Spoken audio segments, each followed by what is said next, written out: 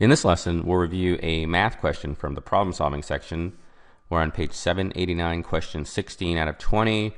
We know this is a moderate to difficult problem. So I've summarized it.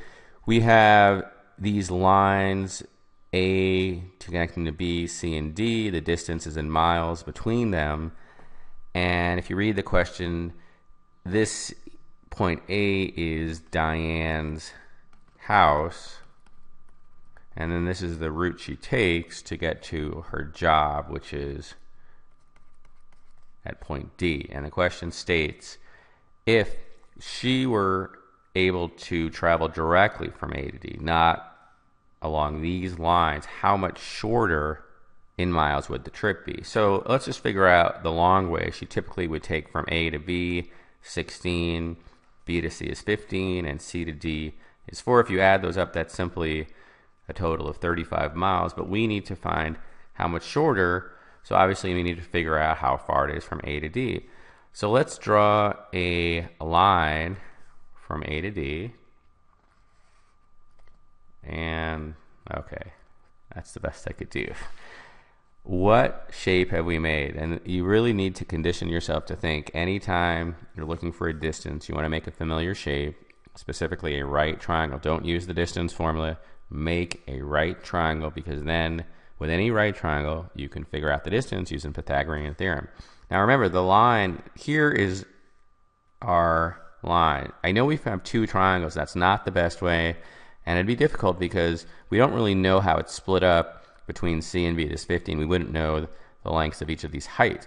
But remember, make one big triangle. You can draw it outside of the shape, so that's what we're going to do, and this will be our big triangle. It's a right triangle here. This is a right one. I'm extending it out. And now we can figure out using Pythagorean theorem. So let's take a look at the base. Now, we had originally from A to B is 16, from C to D is 4, so the new base is going to be 20. The height does not change. It's still 15.